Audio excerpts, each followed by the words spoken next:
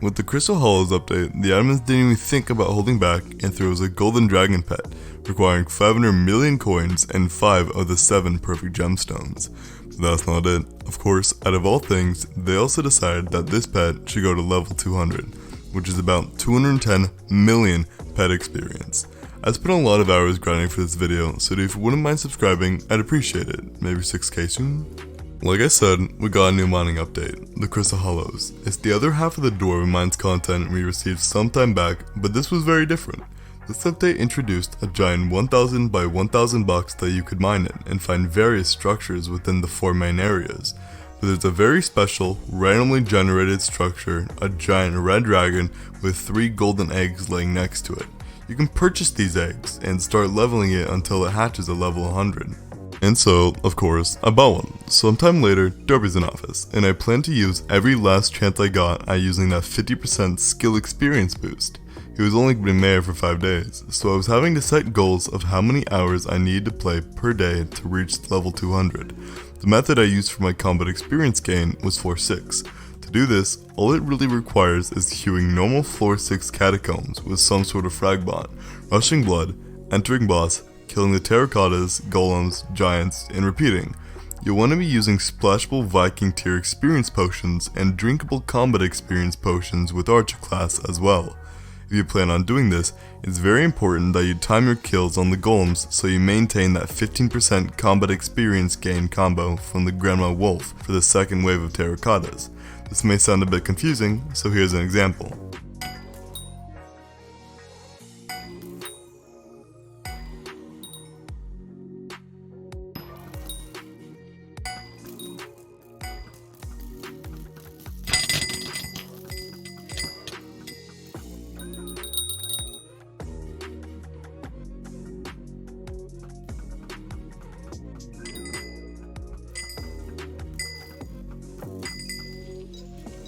I was gaining about 6 to 7 million pet experience per hour. Even with these rates, the golden dragon still took me 35 hours of playtime to reach the max level of 200.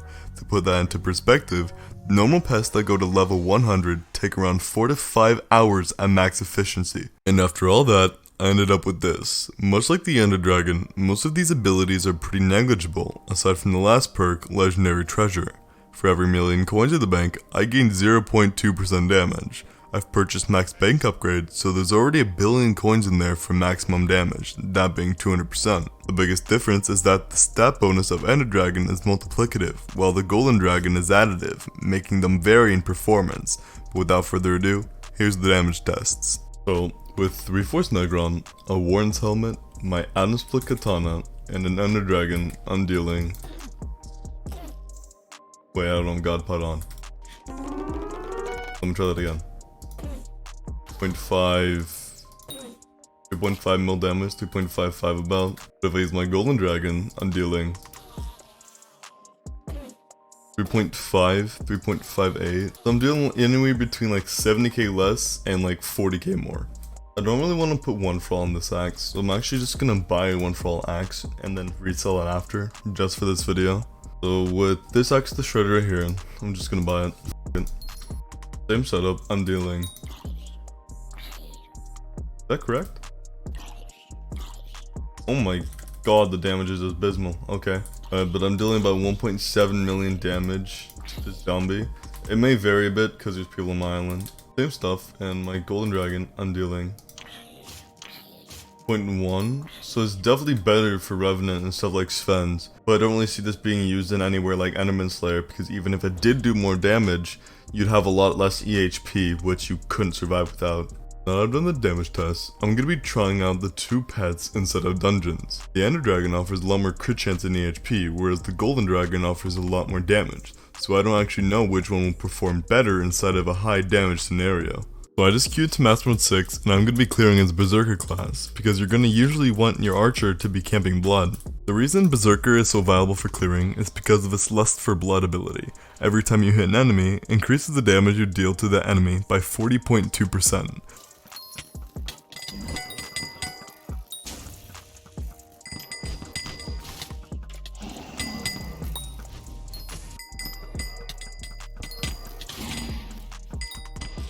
That hurt.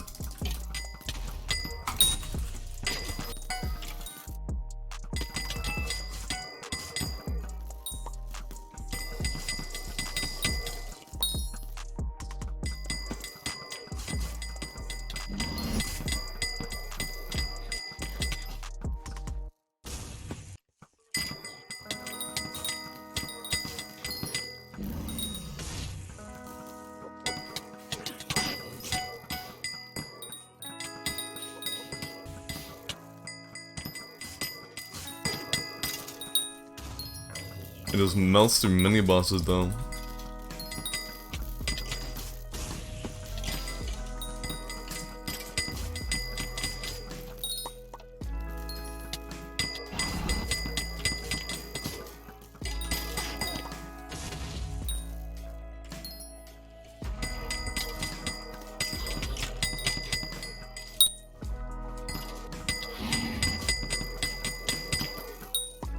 Honestly, they feel pretty similar, probably due to the lack of me actually critting with my bow shots while using Golden Drag, the only big difference being in the EHP. The main show for this pet would be in dungeon bosses, and while I only have clips of me using it in 4.7, here's one of me just one-shotting Necron at the end of a boss. It's definitely a good damage pet, it just lacks the places that its damage can be applied. And even when it does outdamage Ender Dragon, it costs you too much to be worth. I really like this pet, and I think it does have potential, but where the pet stands, it just really isn't that good. Also, I'm not even surprised anymore, but for some reason this is a thing.